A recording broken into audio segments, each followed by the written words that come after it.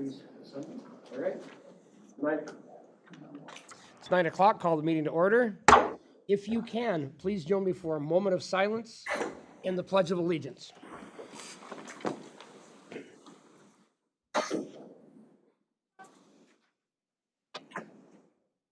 I pledge allegiance to the flag of the United States of America and to the republic for which it stands, one nation, under God, indivisible, with liberty and justice for all.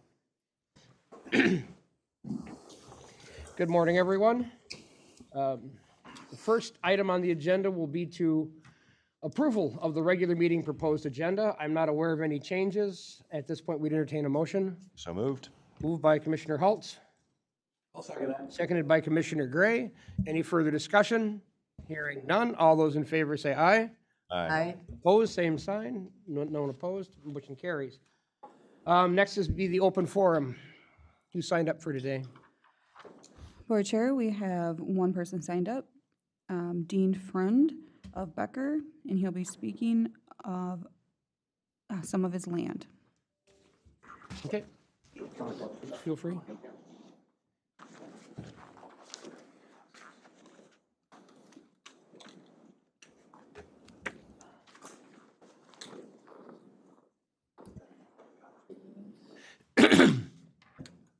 Keisha will tell you when the 3 minutes are done, and then Dave's here. You can meet with him afterwards too.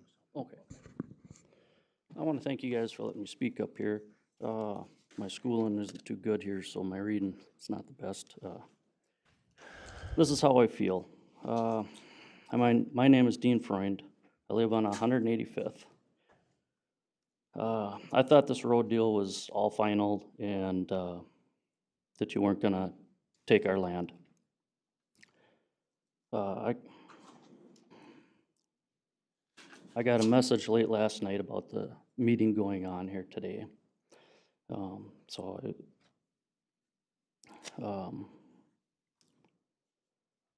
That you were going through with the road and that you were gonna take it from us. We only have 3.35 acres of land. We worked hard to get that land. That's all we could, I wanted more. That's all I could do. You'd be taking about close to an acre of my land if this goes through. I have animals that are pastured in that land that I'll probably have to buy feed for, more feed and all that supply. We have trees that have been there that are huge, big pine trees that'll be wiped out. I have fruit trees that we provide food for our family on that we will not be able to get for years if we have to replant new trees.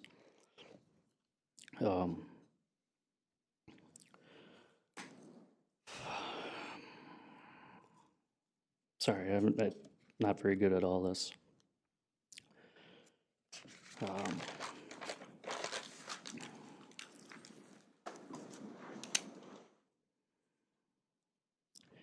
There's so many things that'll happen because of that land. I don't know if what all be. There's so many changes that'll come of that with having less land of my property trying to sell it.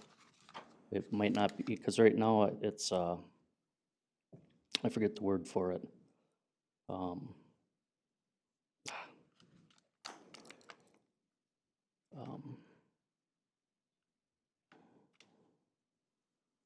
I'm sorry, maybe I'll talk with you a little bit later and I can go through this.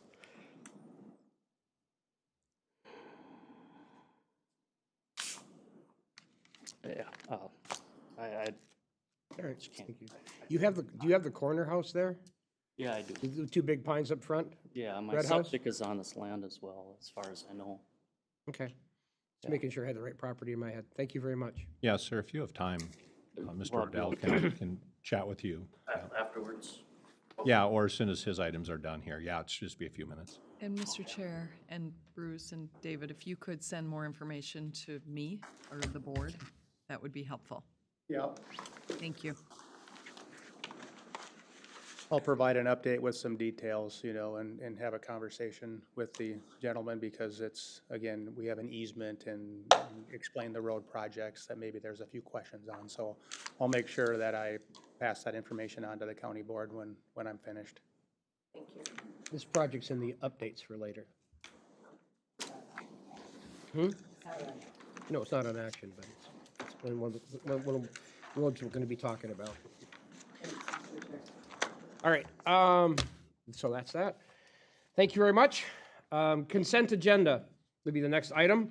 I'm not aware of any changes to the consent agenda. Does anyone have one that I'm not aware of? If not, at this point, we'd entertain a motion to approve the consent agenda as listed on the agenda. Mr. Chair, I'll make that motion. Moved by Commissioner Danilowski, Second. seconded by Commissioner Haltz. Any further discussion? Hearing none. All those in favor say aye. Aye. Opposed, same sign. None. Motion carries. Announcements, Mr. Messel. Thank you, Mr. Chair, members of the commission. Just a few quick announcements. I'll start with Xcel Energy. Handed out to you yesterday is a response to questions that you raised when Xcel had a presentation. So I think you have a hard copy, but there were two questions asked by Commissioner Hulse and Commissioner Gray that were responded to by Xcel Energy. Wanted you to have that in hard copy, and we'll put it in the record since it was discussed at the board meeting. Second of all, also handed out this morning is announcement from Xcel Energy about a proposed Sherco 4 project. On the back of the hard copy is the map of the project area.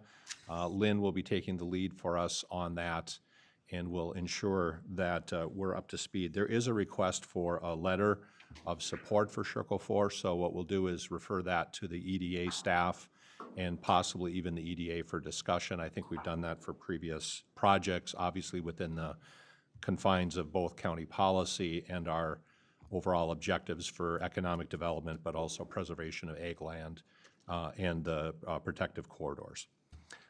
Second note is that Xcel Energy is having an open house tomorrow evening. I think you've all received the notice of that. If you haven't, just let me know and I'll send it out again. But that should hopefully be on your calendars if you're interested in stopping by at their open house. Today, this afternoon, NACO Central Region is hosting a virtual meeting. If any of you are planning on attending, it does start at 1:15. I'd email that out to you, but again, if you lost it, let me know and we'll get you hooked up for that as well. And then the TZD folks just wanted to remind everybody with school starting, pedestrian safety is their priority right now and really focusing on that. And also noting that sometimes the buses may be on a side street, you may be on the main street, but they're still letting those itty bitties out. And sometimes those kids are not totally prepared to stop and wait. And so even if you're on a main street and the bus is on the side, just that extra awareness that it is school season and everybody's getting used to those patterns. Also a note that tomorrow we'll be spending time with Bede Bedote and learning about the Dakota community. And that bus leaves at 7 a.m. tomorrow morning. From here, staff will be present on the bus as well as a number of folks.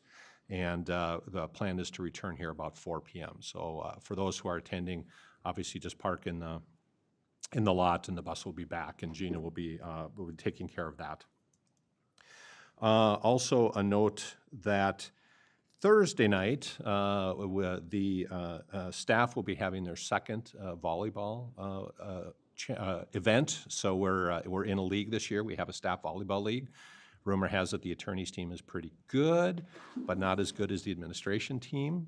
And I just would note that we do have some spots open for commissioners. So if you find yourself on a Thursday night in September and you'd like to play volleyball, but I would also note we had our first injury. So Brian is going to show you his injury. He's going to lift up his little toe, which he inadvertently impacted at the volleyball tournament last week, right?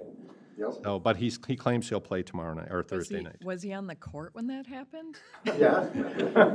I think he dropped the beer can. I don't know. So, but it is a lot of fun, and we're having a great time. And then just a couple of other notes. We did receive the Central Minnesota Council on Aging survey results, which I think I'll share with you a link to the full survey. It's quite interesting. What they found are 4 areas of focus: food insecurity, barriers to service, a lack of caregivers or caregiving, and also loneliness and social isolation came out of their survey. So very telling, and they do offer a presentation. So once you get a chance to look at the survey, if you think there'd be value in having them come to either a workshop or the county board, we can sure arrange that. But I appreciate them sharing it with us. And of course, given our demographics, I think it's very important that we be aware of this. And Amanda's staff, of course, is working on that within our aging unit. And then finally, just a reminder, with AMC coming up in December, if you have any changes in your schedules for overnight stay, travels, if you'd let Keisha know so we can stay on top of that. We will have several staff coming down for different days. I'll be there for all 3 days, but other folks will be coming in and out as well. So just please stay in communication so we know what your needs are, that we can support you at AMC. Hey, Bruce, quick question. If we do have the Council on Aging come in, I'm wondering if it wouldn't make sense to have an organization like Guardian Angels come in and talk about, because they do have such a number of facilities in the area, sort of how some of that's being addressed through those types of organizations as well. Yeah, that's a very good idea. And if you're okay, I'll talk to Amanda. Maybe we even want to turn it into kind of an open workshop where we invite some of the providers. I do know one of the things that they find, however, is it's the shelter or stay in place elderly that are having some of the most difficult challenges. Whether that's financial or family based, sometimes that isolation is exacerbated when they're in a home by themselves all day. But we'll see if we can cover all aspects. I think that's a great suggestion. And some of us did go up to Sanctuary in St. Cloud just recently and had a very, very good conversation with them. And that facility is 100% need-based. It's a very unique facility in the area. So yeah, between Guardians and some of the for-profit, nonprofit, and then really what I'll call the social service-based programs would be good to know about. Okay. With that, I'll stand for any questions that the board may have. Anyone have questions? Other questions? Not? Well, thank you very much.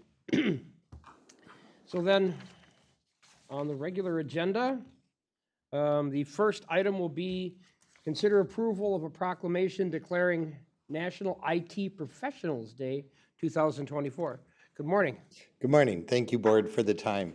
So something brief and quick for the board. Back in 2015, the first National IT Professionals Day was created in the U.S. to recognize the efforts and work of our information technology professionals within the county. We've invited them to come to board and just be recognized for their hard work and dedication that they provide throughout the year to Sherburne County and its citizens. Thank you very much. Would you like to introduce the folks I have here today? Oh, sure.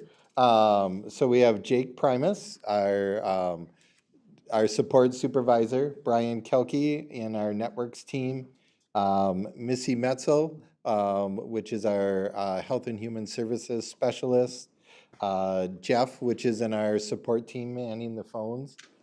Adam, as you know, works behind the scenes, making sure that this agenda gets recorded and put out there and streamed to YouTube and available to the citizens of the team. So I think that's it here today right now. So Okay. Thank you very much. thank you. So I'm going to read the proclamation here off the screen. You want to keep, excuse me, National IT Professionals Day 2024. Whereas in 2015, National IT Professionals Day was created to show appreciation for the information technology professionals. Whereas the operation of computers, databases, networks, websites, and related cybersecurity represents a crucial component of Sherburne County's information systems. And whereas IT professionals play a vital role in ensuring the availability, reliability, and security of data information, and whereas IT professionals work tirelessly to ensure Sherburne County's infrastructure runs smoothly, and whereas this smooth operation supports the mission of all Sherburne County departments to support the citizens of Sherburne County, whereas Sherburne County appreciates the work of our IT professionals and their inspiration of others to pursue IT careers.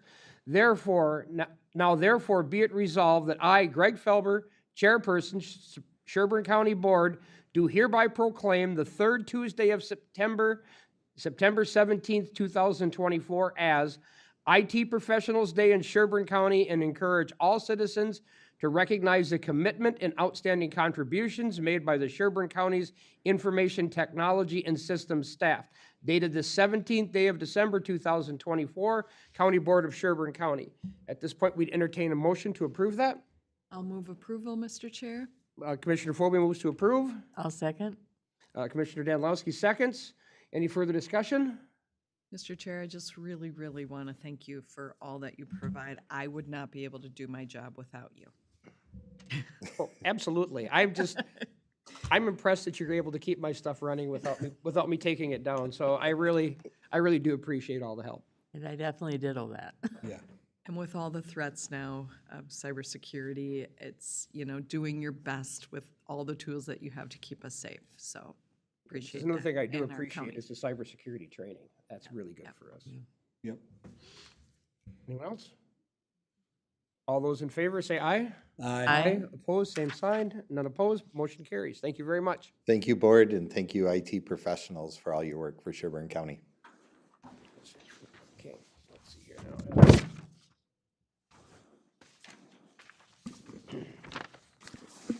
All right. So the next item on the agenda will be the introduction of Mr. Ted Vernon, Building Facilities Project Manager. Good morning, Commissioners. And as you said, I'd like to introduce Ted as our new Building Facilities Project Manager. He has spent the last 10 years in Eden Prairie as a facility supervisor, and before that, 4 years as the building engineer. He's also served in the Marines as a communications operator, and he has started his third week and has really hit the ground running. And I think he wants to say a few words. Good morning, ladies and gentlemen. Quick background on myself. I live in Blaine. I have a wife, 2 young kids. Dan said it, but been working for Eden Prairie for the last 14 years. Plenty of experience. Started the third week, meeting a lot of great people in the county, and just getting my feet in and digging in and getting after a bunch of projects we have lined up. Great. Well, thank you very much. Thank you. Welcome to the team. Thank you very much. Welcome. Okay. Next item on the agenda will be consider approval of the 2025 budget for the Three Lakes Improvement District. Hey, good morning again. Just a little background here. Each year, Lake Improvement Districts submit their annual budgets to the county board with a request to assess the cost to benefiting properties within the improvement district. This year, we have 2 lake improvement districts, and we have had interest in creating a third, so that might be an item coming up. But the 2 right now are the TLID, Three Lake Improvement District, that consists of 430 benefiting properties, and they have requested a 2025 assessment of $0 per property. So they do have enough in reserves to pay for this year's projects. So we would look for a motion to approve their budget. Thank you very much. At this point, we could entertain a motion on that. I'll make that motion. Commissioner Gray motions. I'll second. Commissioner Danilowski seconds. Any further discussion? Yeah, Mr. Chair. I just want to comment on the process. So with a lid, the process is that the lid itself takes a vote on their budget. So this is not a budget that's imposed by the county. It's voted on by the lid members and then presented to the county. So I just want to make that process clear. Thank you. Any further discussion? Mr. Messel? Thank you, Mr. Chair, members of the commission. I did receive a question over the weekend. I just wanted to clarify. The 2024 assessment was about $80 per property. Next year's assessment is 0. So it's not that the 80 will continue to be the base. It goes down to 0. And therefore, if they do want to charge an assessment for 2026, they would have to recommend it to the board as well. So it's not a base plus. It will go down to 0. Okay. Thank you very much. Any further discussion? At this point, all those in favor say aye. Aye. Opposed? Same sign. None? Motion carries. Thank you very much. And then the next one, of course, will be consider approval of the 2025 budget for the Eagle Lake Improvement District. Right, and this district includes 153 benefiting properties, and this is their first year. So they're requesting a 2025 assessment of $250 per property for a total of $38,250. So in this case, we'd be looking for a motion to approve both the budget and the assessment be placed on the tax rolls. Anyone want to make that motion? Mr. Chair, I'll make that motion. Commissioner Yadlowski motions. Anyone second? Second. Commissioner Halt seconds. Any further discussion? No. All those in favor say aye. Aye. Opposed? None? Okay, motion carries. Thank you. Next item will be to receive, review, and accept the Auditor Treasurer's monthly report for August 2024. Good morning. Good morning, Commissioners. Enclosed in your packet is the August trial balance that's been prepared by the Accounting Manager, Sherburne, and our 3-page investment report that's been prepared by Finance Officer Brenda Davis, who's was promoted within our office to that position from payroll. So investments are above budget by over $1.3 million at the end of August. Interest earnings to date are over $2,100,000 compared to $1,700,000 last year, ahead by over $470,000 at this time last year. The general fund balance is behind last year's balance by over $4,200,000. This includes ARPA funds of $3 million. Looks like I got a comma in the wrong spot there. So the ARPA funds are, $3,355,847.61. I'm missing a 3 in my report.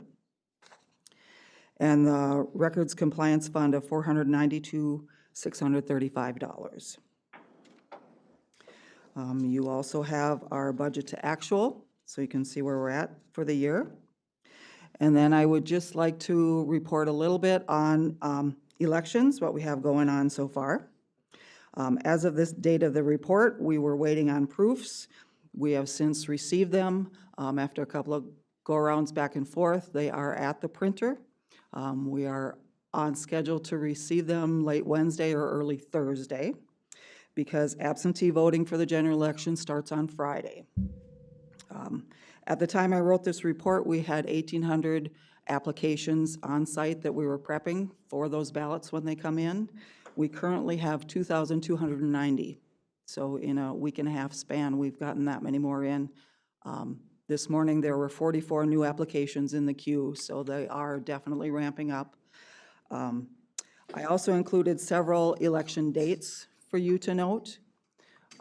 Obviously, our biggest one is Friday. That's the one that everyone's kind of looking for, is when they can actually first cast that ballot. On the 11th of October is when direct balloting starts, and it is when they can actually put a ballot that they receive in our office into a machine. So the only place they can do that is here or at the city office in Elk River for that jurisdiction. So if you have questions about elections, or if you have people contacting you asking questions, please refer them to our website. We have a very good section with a lot of links to the Secretary of State's frequently asked questions, these dates that you have. We want to make sure that they're getting good information timely, and Carmen and Ken have put together a really good spot on our website that has that information. So that's about all I have for you today. Thanks. So that's the 11th is direct vote? October 11th is when direct balloting starts. I had a different date in my head, but it's good to get it right. Thank you very much. We are expecting some pretty long lines if it runs anything like it has in the past. It's going to be great. We're going to be looking at crowd control and different options for that, so our other services still get to work. And of course, October 15th is property tax day, so we are busy anyway. So that end of the hall is going to be a little crowded for a little while. I just want to clarify on that, Mr. Chair, because on the screen it shows October 11th is when the public accuracy Oh, I'm test sorry, is. yes. Yep. October The 8th. 18th is direct balloting starting. I'm sorry about that, yes. You are Okay. correct. All right, that's what I was, yeah, that's what I had in my head earlier. Yep. Okay. That's Um, my mistake, sorry. Okay. And then just a reminder for those who review this meeting or are listening. In Minnesota, even though you put a ballot in a machine, the ballot is preserved. Correct. And that's preserved for a minimum of 2 years. Did I get that right? 2 years, yep. So 22 again, we months. have the best of both worlds in the sense that we have paper ballots, but we use the technology to assist in accuracy as well as computation. Correct. Outstanding. All right. Thank you very much. We have to have a motion to approve. What's that? Oh, yes, yes, right, I do. Thank you. Sorry. I do have to do that. Yes. Could we get a motion to approve? I'll make that motion. Commissioner Dan Lusky makes the motion. I'll second that. Commissioner Gray seconds. Any further discussion? All those in favor, please say aye. Aye. Opposed, same sign. None opposed, motion carries. Thank you very much for all your support and help and reminders. Next item on the agenda will be consider approval of resolution number 091724-AD-3159, certifying the preliminary 2025 general levy.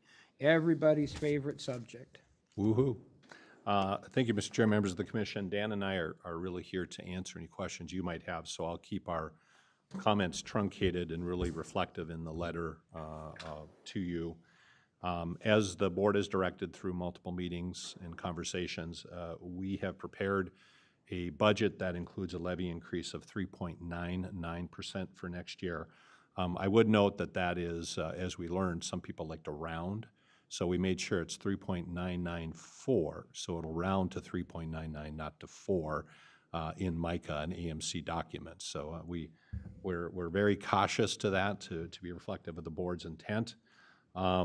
What we note in there, of course, is that we all recognize that there is some one-time spending savings or revenue savings, and then there's also some recurring ones. So going into next year, we just want the board to be mindful that some of those one-time adjustments will not be available.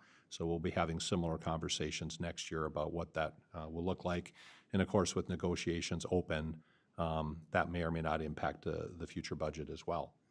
Within that, just a couple of notes that we want to make sure the public is aware of.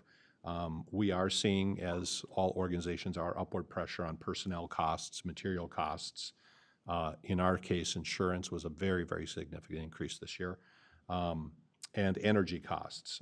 And so because of a competitive labor market and still seeing upward pressure there, that is reflected in the budget. I'd also note, just a little bit of fun for everybody, since you were all at the AMC conference, we did receive yesterday AMC's dues increases. So if you know anybody on the board who might have some influence in future timing, maybe we could move AMC up as well, since we gave MCT such a hard time on that. But it was very minor in the big scheme of things, and so no adjustments for today. Also, we did have some increases due to necessary staffing, programmatic, and activity changes, which supported both the population growth as well as the mandates from the state. An example of one we don't know, but we're trying to manage in-house, would be, for instance, the new cannabis legislation. So we have not staffed specifically for that, but we are spending a lot of staff time on that, as you're aware. And then in addition to that, I would note, of course, HHS in particular, we're going to be starting up a new business unit and really see how that works. And that's kind of exciting in many ways, that we may be able to make a fundamental difference in some of our population by having that diagnostics and assessments in-house. Finally, continued investment in counties, parks, and trails, and I would also note also in our infrastructure. And as much as the county engineer would like to have the additional funds that we're going to North Star for road and bridge projects, he understands the need to participate, but we want to make sure we're not shorting our infrastructure needs, and we feel like the budget addresses that. And then finally, increased demand for public safety as well as the social service programs we noted. The other note that we have in here that, in particular, Dan spent a lot of time on, and we're actually happy with the result, but sad with the overall trend, was with the closure and decommissioning of Sherco 2, as well as legislative changes in how market value exclusion is calculated we did see a change in our tax base. Now, we're fortunate that we actually saw an increase of about $168 million.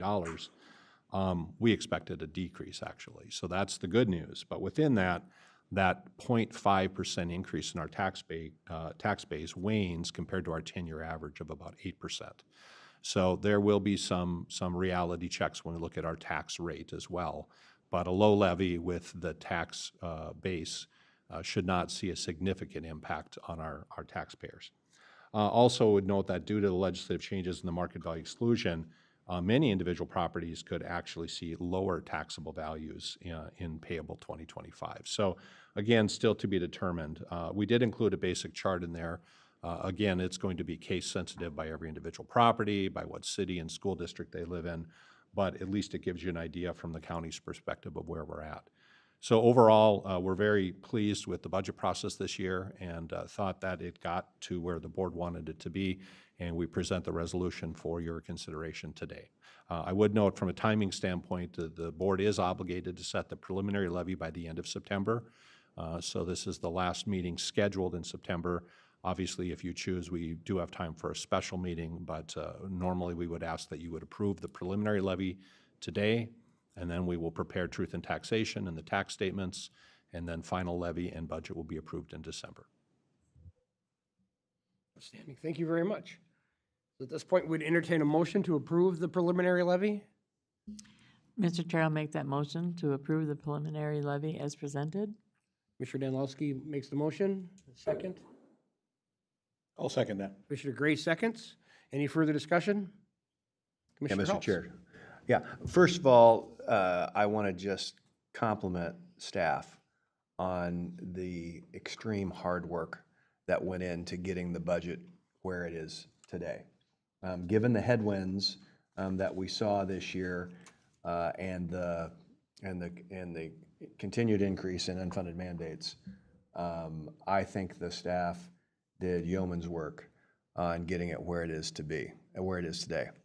I'd also like to say, moving forward, given what I'm seeing at the Capitol and just cost in general, we're going to have to redouble our efforts on figuring out how to be more and more efficient in order to make sure that our levy increases are as small as possible. I still have a tremendous concern overall, not with just Sherburne County, but with the state as a whole, with the tax increases that we're seeing at the state level, as well as county and local levels.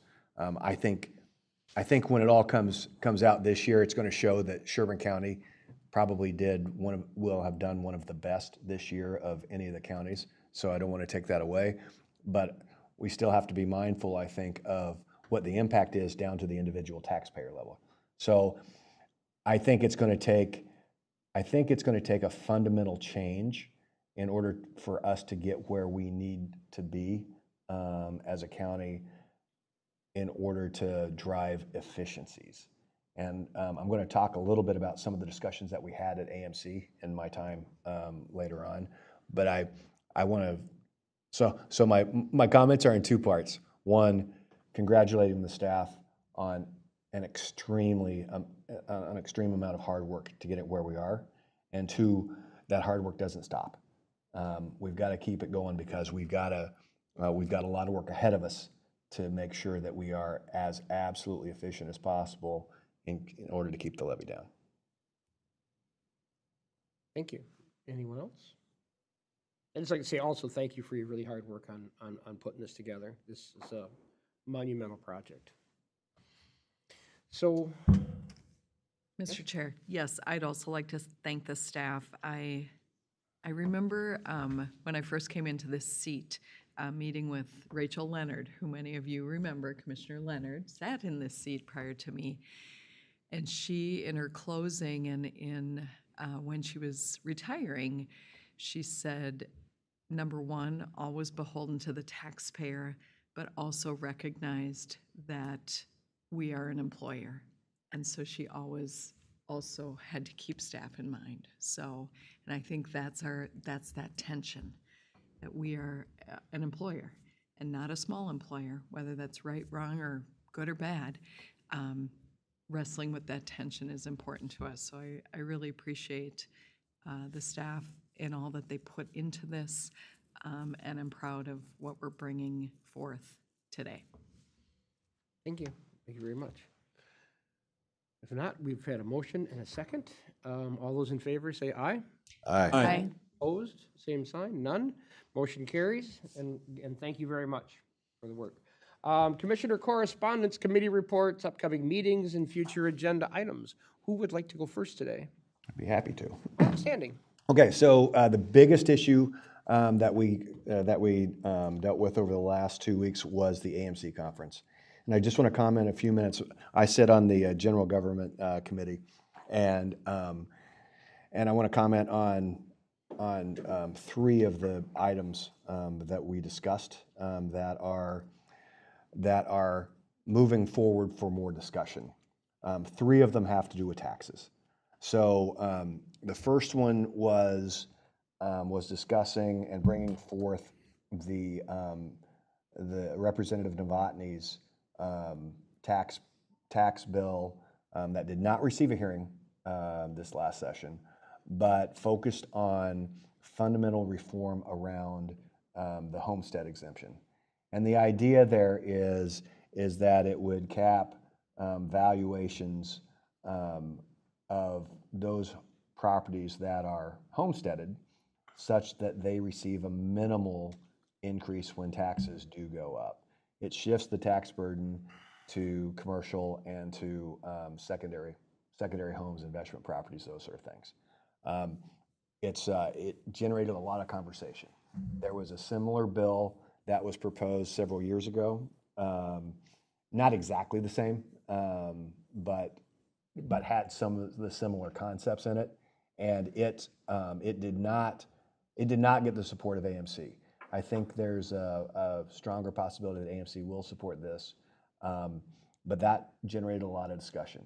Second tax bill that was discussed that we're going to have some further discussion on is around how we tax utilities, and there's a specific bill around that drives that really drives taxing utilities around ensuring that utilities are as efficient as possible in what utilities they put in.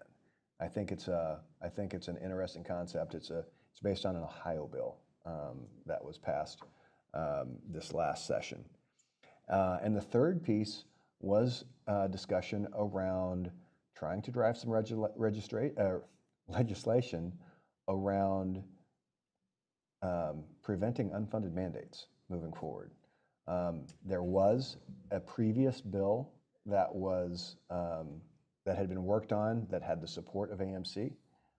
That got killed at one point, but we have an open topic area around unfunded mandates that also generated a lot of interest. So we may or may not see something move forward with that, but it's on the top of mind of AMC.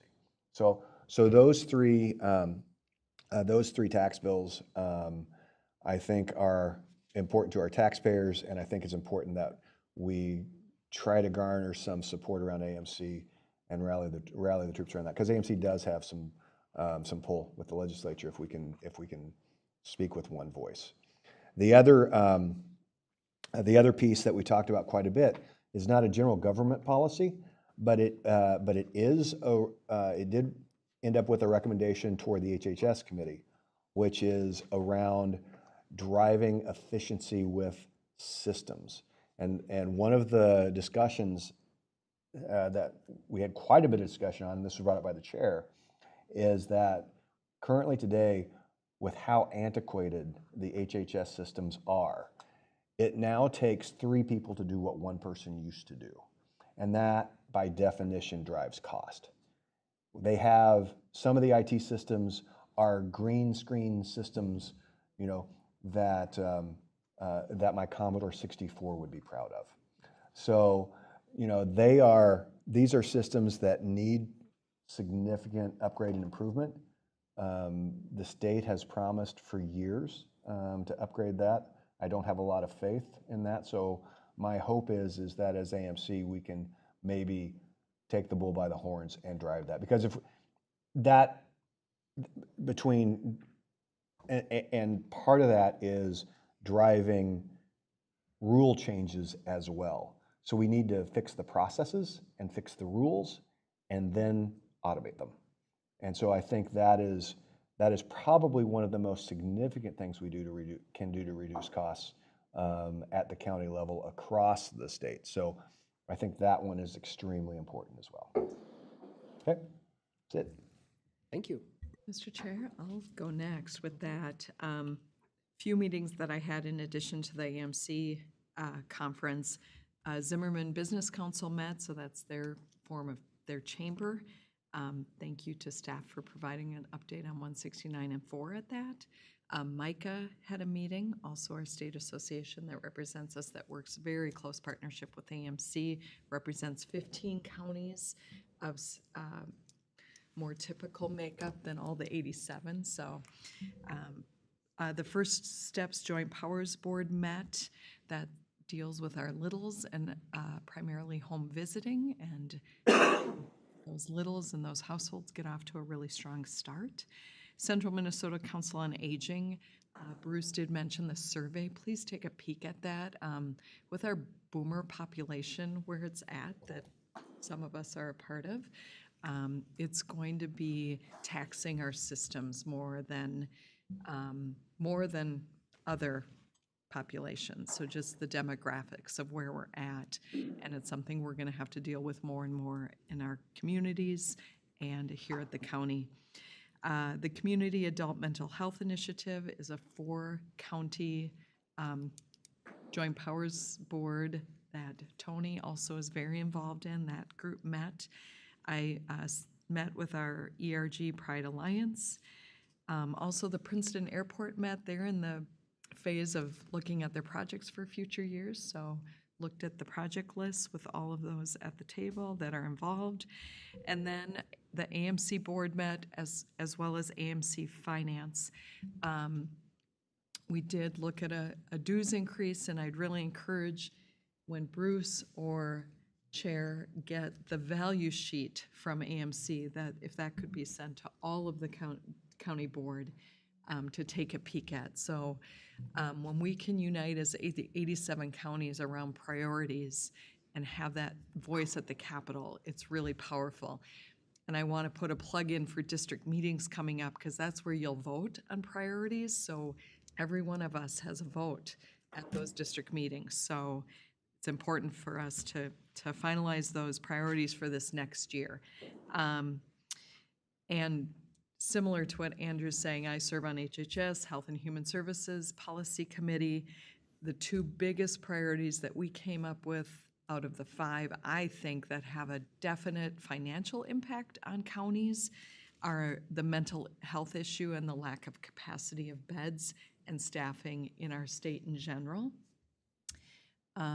We have clear numbers of how that affects the county budget. So these are issues that we need to partner with our state members to help level that burden of finance out with counties. Smaller counties can be just devastated and actually would be looking at bankruptcy with some of the current laws that are on the books for who's responsible for what, with working with our mental health community. And then the other one, totally agree with the systems modernization. That is a really big financial item for counties that we really need to get changed for the future. So, and that's it for me. Thank you. Outstanding. Well, we doubled up on a few that I did. Lisa mentioned First Steps. I also attended the Palmer Township Board meeting. Staff was there talking about cannabis and stuff, and I think I've attended multiple township meetings in regards to that. I think staff's done a great job in regards to that planning and zoning.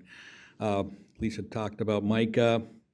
I did the San Diego Township. At the AMC conference, I'm in Environment and Natural Resources. The primary policy one that we talked about was solid waste.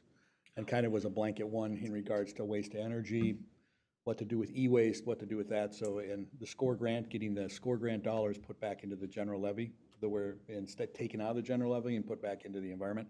That was one of the main things we talked about there. I attended on the 16th yesterday, the public health cultural training out at Two Inlets. I think that was great. They do different weekly or monthly trainings, and they did it out at Two Inlets there today, so they didn't have to travel to the cities. Gina did a great job of putting it on for them. I was only there for an hour or so, but they had a great turnout. I suppose about 40 people were there. It was, again, and I've said this multiple times, whatever we do behind the dais affects public health. And I think that's part of it. There was a good group there that was there. Then the CEC meeting, Greg and I attended that last night. Both Lauren and Jackie, our two new educators, are based. One of their options was to be where they wanted to be officed out of. Both of them chose Sherburne County. Dan's gloriously found them a spot in the IT department. So if you get a chance to stop in and see Lauren and Jackie, they're both now started. Granted, they do have the option of being in Benton and Morrison and still have offices up there, so they'll be to all counties and stuff in regards to it, but I think they'll be great. We're going to take them on a tour of Sherburne County for the agricultural part of it here later on in the month. And that was about it for me. Commissioner Danilowski? All right. September 3rd, attended the law library meeting. I got to meet Alina Visner, our new law librarian. She's from Big Lake, and she's doing a great job stepping in and picking up the law library from our previous law librarian, Mary Stoutenberg, that did an amazing job as well to get us up and running and get some things organized and some things that needed to be worked on in our the way we did things. So she did a great job. We also are in looking at reviewing our bylaws. Mary had made some suggestions to update things, so that is something that's going to come to us at a future meeting. September 4th, I met with Brian Fleming, our new economic development director, and I think he is going to do an amazing job. He's super excited. He's meeting with people and reaching out and attending events and stuff. So we did have a conversation that this is a job that you come into, and at first it feels like you're taking information from a fire hose, but I think he's going to really do a great job of leading us forward in our economic development. Also attended the Centric Care Infrastructure cohort meeting by Zoom. This is, I've talked about this before. Centric Care has stepped up in trying to figure out how to support the housing needs or the lack of housing and the need for housing and affordable housing. So they have brought a bunch of people together, separated us up into different cohorts as to how we can address promoting housing growth in our area. Also September 5th, I met with Kate Doohan. I'm also on the subcommittee for workforce housing needs through AMC. She is coming in and picking up this project and moving it forward. So it was a really good meeting with her. I did step in this is through general government. It's a subcommittee of general government. So I was able to pop in and I wasn't able to stay long enough to see the results, but Bruce kind of stepped in for me to watch what that process was, and hopefully he can provide us an update on that as well. I had to get down to a meeting down in St. Cloud for the APO meeting, so I had to leave. And then I came back up. September 11th through the 13th, as everybody has said, the AMC Fall Legislative Conference. I sit on, the committee I serve on is transportation, and we are, transportation did really good in 2023, and so Their concern is the needs still were not met. There still is a lot of needs, so we're working through trying to bring forward a few asks. I think we're only going to come forward with 3, and I apologize, I left that sheet at home, so. And then, like I referred to, the APO meeting on the 12th, and also got to, on the 13th, tour the Pope Douglas burner facility in Alexandria. Did that with Chair Commissioner Felber. That was a very interesting, although quite stinky, tour, but very interesting to see what they're doing with their expansion and what they're doing to modernize their technology and making them more efficient and able to keep more things out of the landfill. It was really, really quite the process to see, and I know that gave us a lot of good ideas of what hopefully we can achieve here in Sherburne County. So that's pretty much my update. Thank you very much. Okay, so for myself, today is Constitution Day, which is, always a good day to remember the Constitution, which is a great thing. And it is also Roundabout Week, so for all you fans of that particular traffic calming type activity, it is your week. One of the things I sat in this week, and actually a couple of meetings on, is the Minnesota Rehabilitation and Reinvestment Act, which was passed in 2023. I sat in on a symposium online with Commissioner Schnell, and then he also came to the public safety meeting at AMC. What this program is that under the current system, you do 2/3 of your assigned sentence. So if you're sentenced to, say, 300 months in the penitentiary, you're going to do 200 of them. And under the current system, even though the Minnesota statutes say you have no right to early release, even those inmates who misbehave get out that 2/3. And as Commissioner Snell noted in the thing, about 4 out of every 10 people committed to the Commissioner of to the corrections facilities are exactly that. The people who just come in, go out, come in, go out, the revolving door type of folks. So under this new program, people will have the opportunity to get out even earlier if they follow specific programming. What that does is it's an overall move towards, it's part of an overall move towards the state with the reduction that was passed in your presumptive sentence for felonies, and with this, people who have committed felonies are going to get out a lot quicker. And this even does include people who are in right now. This is going to, as Commissioner Snell noted, it's going to make the prisons safer. And I really want you to think about that idea. The prisons will be safer because there won't be inmates in them. Now, I understand prison overcrowding and the stress of people being in there, but releasing more criminals to our streets doesn't necessarily make us safer. And then they'll also have the opportunity to get off probation faster. And this will include violent offenders. Initially, they were saying it wasn't include violent offenders, but at the AMC conference, he did mention it's include violent offenders. This was passed by the legislature. It's not like the Commissioner of Corrections or local corrections can really do much about this at this point in time, but it's something to think about in the fact that what I don't understand, we should have just kept the bad guys in for the full sentence instead of letting them back out since they're going to reoffend anyhow. So that's something to keep watching to see how that's going to affect our communities. Safe Road Coalition, 9-4, we have deaths are up. Sherburne has 8. We've had some wrong way driver calls on 10 and 11, but those have come down a little bit. Once again, think about your stop arms. There is a video contest coming up for students to make traffic safety videos. That's a good thing. Those are always really enjoyable. NACO Justice Public Safety Committee meeting on 9-4. They talked about homeless courts. In some places, they're doing special courts for the homeless because they have specific needs.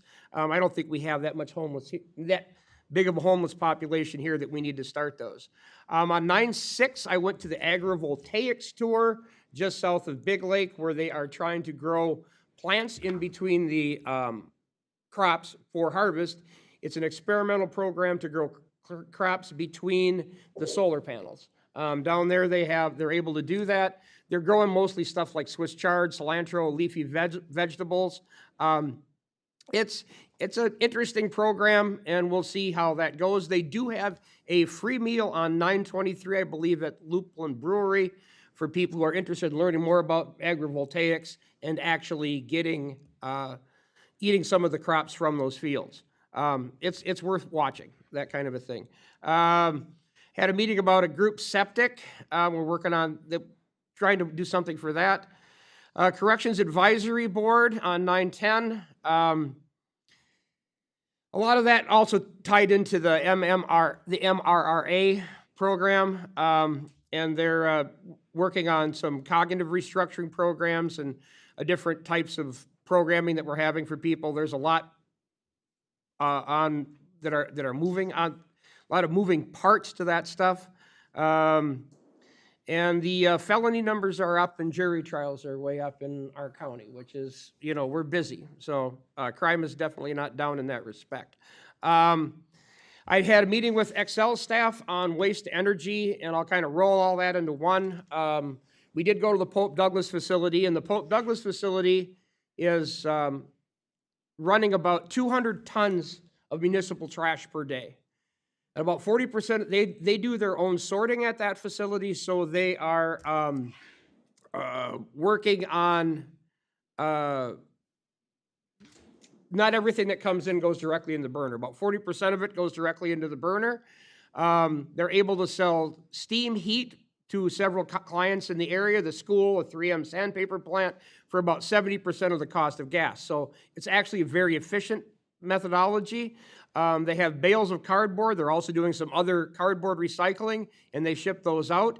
One of the main things about these, I've been studying these waste to energy plants, and some of them take their waste in like that and sort it themselves. And then there's other plants that sort it and then send shredded, sorted waste to burner plants. I'm touring one of those in November that's owned by Excel. And I've been looking at stuff that's being done by the Ramsey, Washington conversion plant, which actually sorts trash. One of the interesting things about this is like even at Pope Douglas, they pull as many recyclables out of that trash as the whole curb recycling program does for the same area.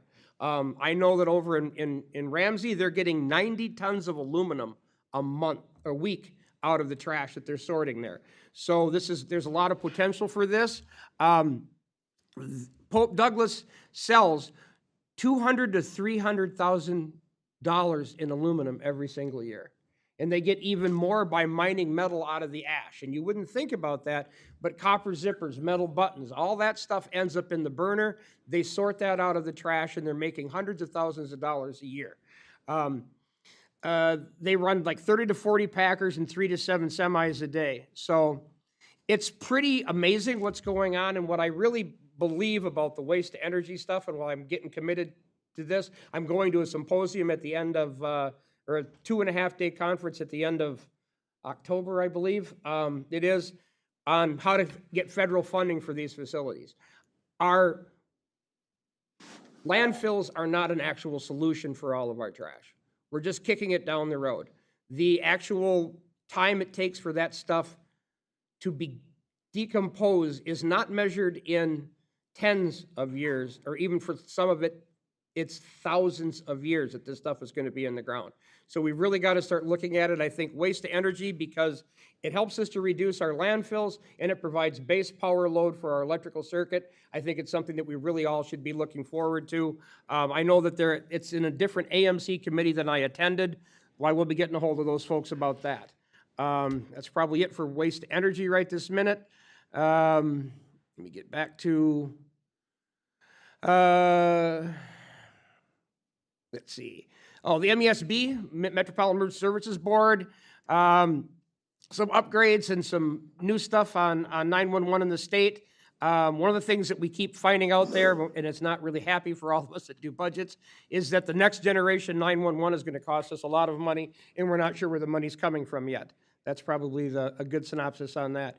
Then I have the Emergency Energy Transition Emergency, Emerging Technologies meeting. We talked in there a lot about biomass conversions and waste to energy and And then we talked a little about the new taxation ideas, and then there's childcare and grant opportunities. There is some talk in the state about trying to figure out how to bring, it's not permitted right now, but how to bring nuclear in as a replacement for our coal plants.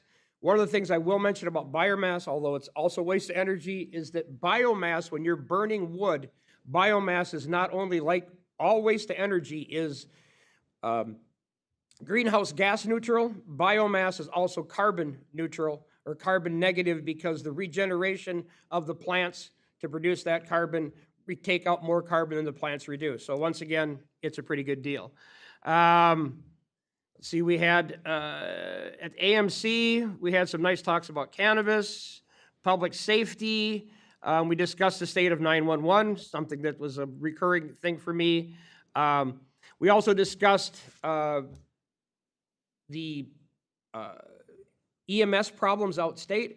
Outstate, they were having a lot of issues with not having enough ambulances, not having enough EMTs, and not having enough peoples. They actually are, some of the providers out there are actually going to a lower type of license because they can't hire enough of the staff that are EMTs and can actually administer meds. So we do have a crisis out there. We need to figure out how to fix that. Public safety, other public safety, we're talking about funding for mental health centers, and then funding of CCA counties. They want to get more funding for that because we're not really getting the full funding for that. The tour of Pope Douglas, already covered that. Let's see, we're getting down here.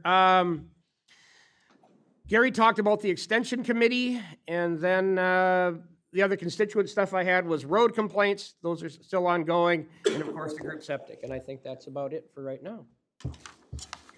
So at this point, Mr. Chair, I have one thing. You all received this, but just for the public, also would encourage people to go to the annual Wildlife Festival on Saturday, September 28th. Oh, absolutely. We're there, you know, we're a strong partner of theirs in many different ways. Their beautiful new amphitheater is amazing to see. It's going to be used by many students and people, and they partnered with the tribes on this with their language and their artwork. So I'd really encourage people to get out there. There'll be a ribbon cutting for the amphitheater right at the beginning of the festival, but try to get out and see the refuge. I don't think you mentioned, it's at the Sherburne National Wildlife Refuge. Thank you. Sherburne National Wildlife Refuge, 28th from 10 to 2. Mr. Chair, can we get that on our website and our social media page, please? Thank you. And one thing I did forget to mention at the public safety meeting at AMC, I did bring up getting more local controls for speed, but I understand that I really have to get that into the Traffic and Infrastructure Committee to get more done on that. Although the people in, a lot of the folks in the Public Safety Committee didn't realize that the townships were all having to raise their speed limits because of the statute that was put in a few years ago, but they are concerned about it. So that's actually concludes what I had to say. At this point, we are going to recess the regular meeting, and if we can't, yeah, we're close enough, we will open the Community Health Board meeting. Mr. Chair, I'm going to step out. Dawn's going to take over for me. I'm sorry? I'm stepping out. Dawn's going to take over for me. Okay.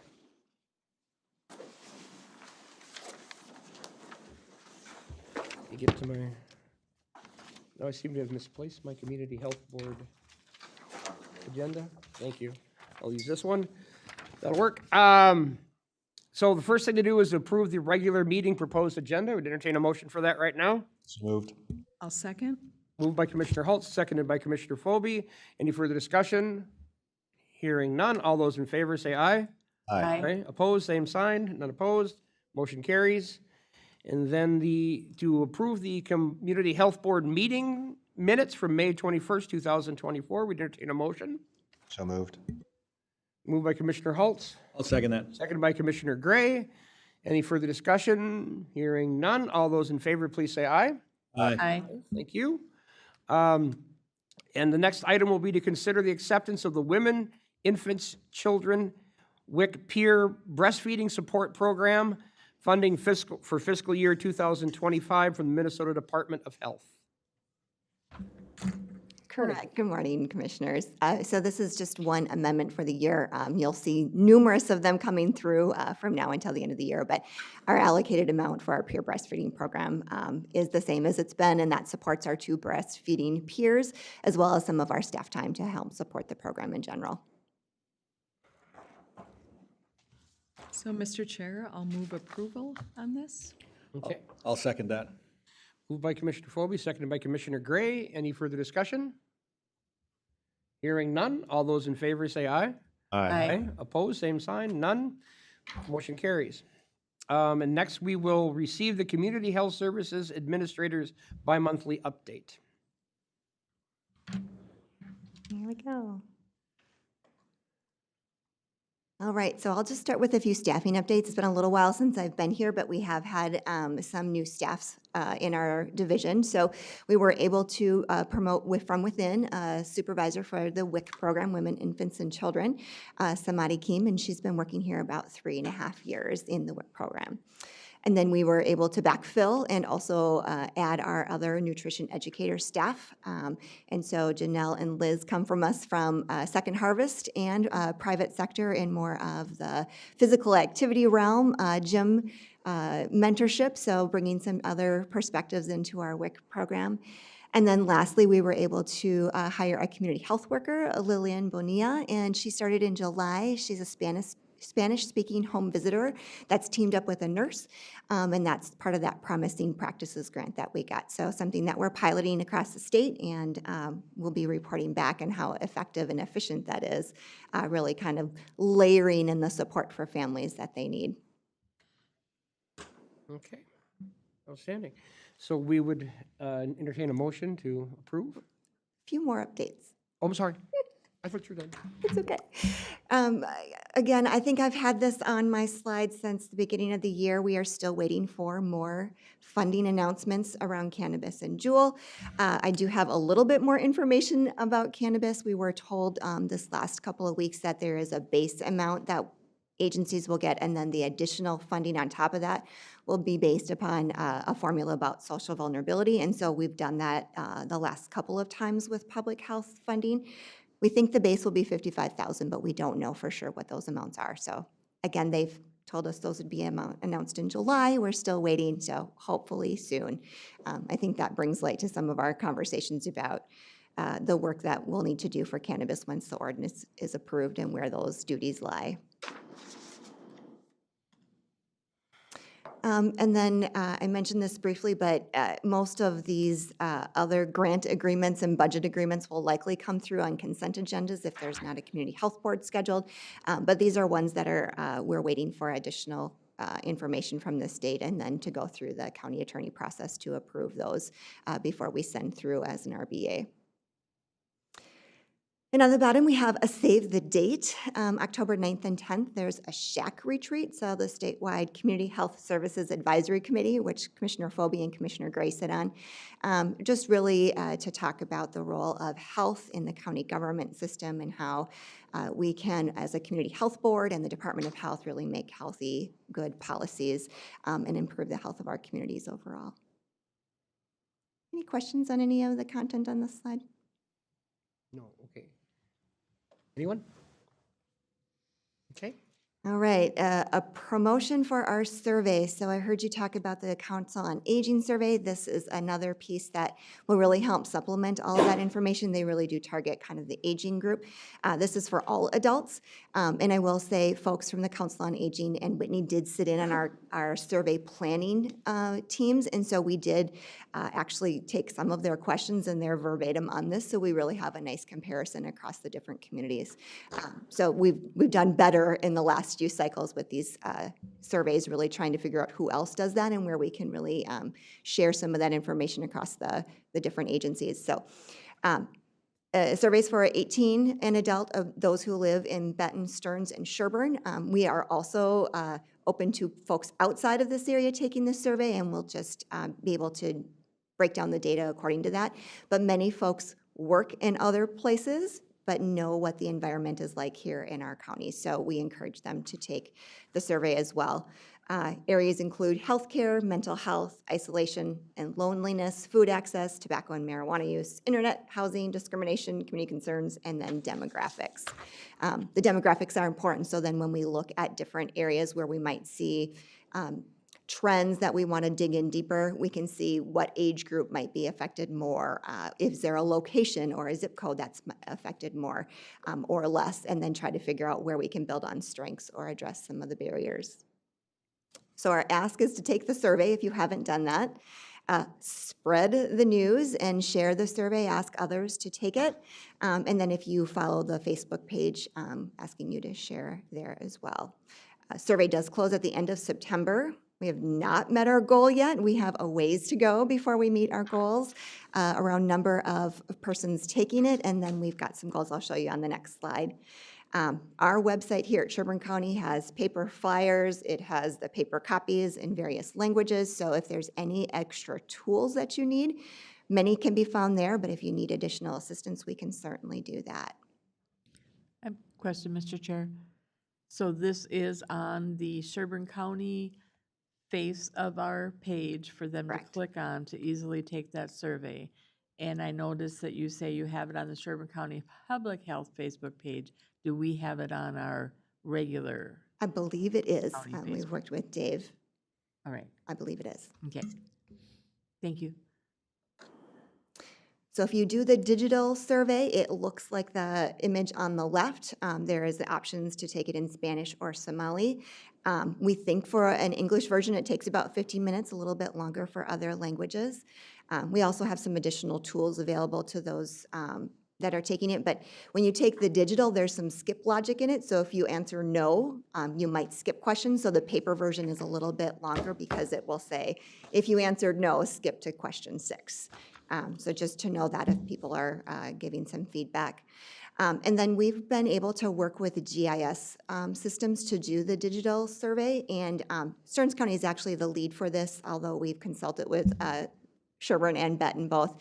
But what we see on our dashboard is the images on the right. So we internally are monitoring that to see how many have taken the survey, what's the representation of those that have, and then there are some specific indicators that we're watching to make sure we're really representing all the folks in our community. And so the image on the bottom, those DSs are data suppressed. So at the time that I took these snips, there was less than 30 respondents in there, so we suppressed that data. But those that are above 30, then we'll go ahead and take a peek at that. So that's kind of what we've been up to, and we'd love to see some more responses in that number. Just a response, it's on the web page under the we have 4 news items on the front page.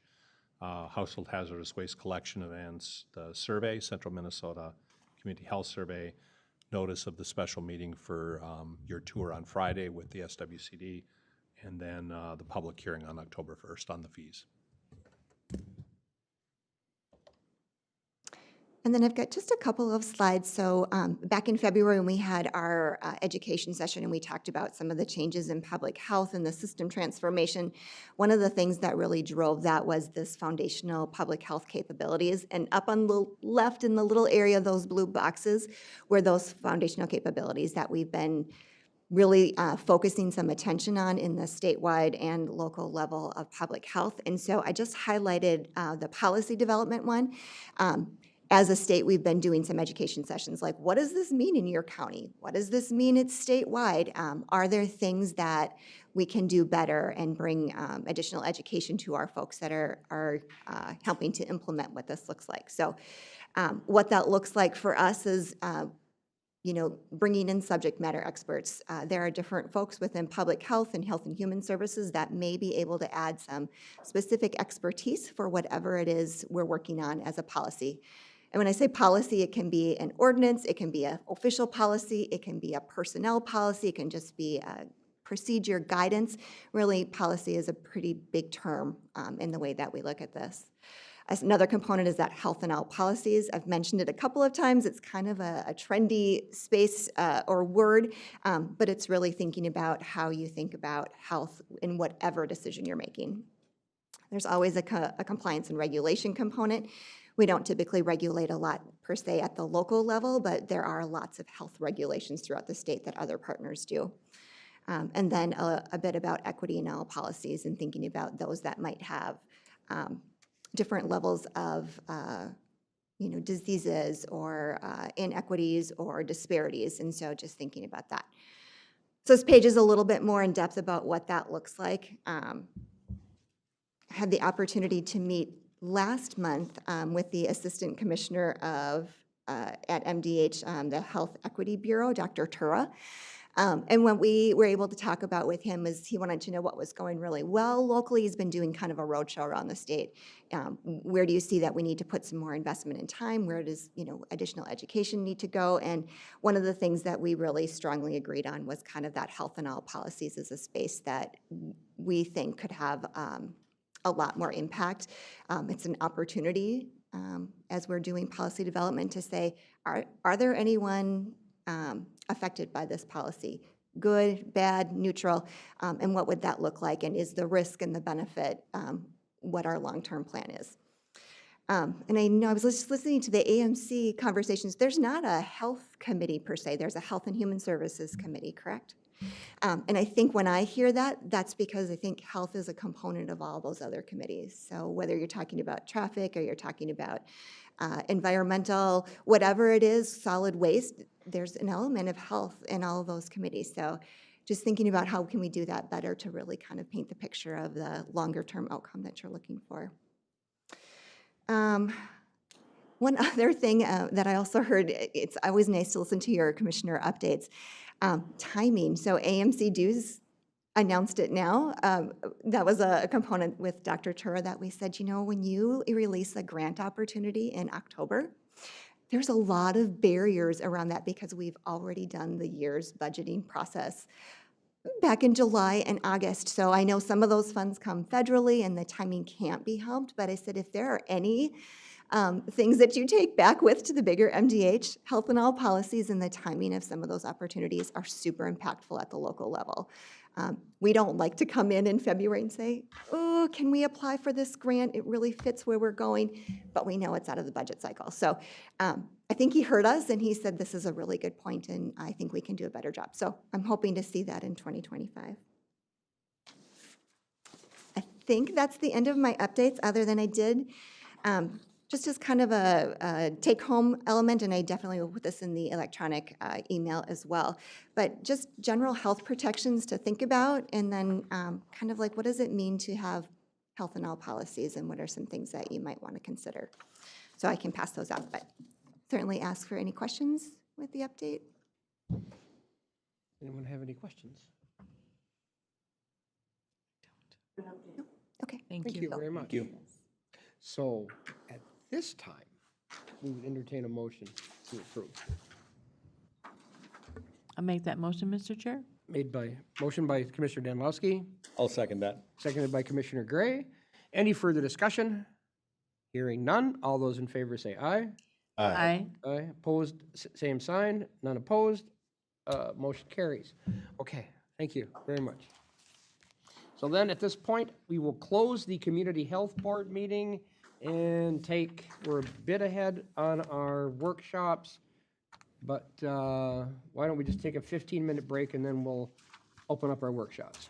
And then if you're okay, we'll be in the back room for the workshop. That would be outstanding. And just to note, our intrepid chair did neglect one important thing happening tonight. I got to get this right. Tonight is the super harvest blood moon with partial lunar eclipse. So make sure you go out and check out the moon tonight. That's almost more excitement than I can stand. I know. We'll try to survive that. All right, thank you very much.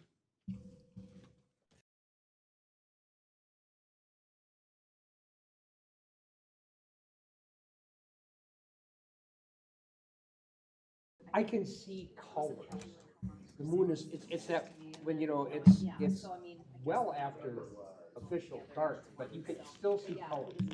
I can see the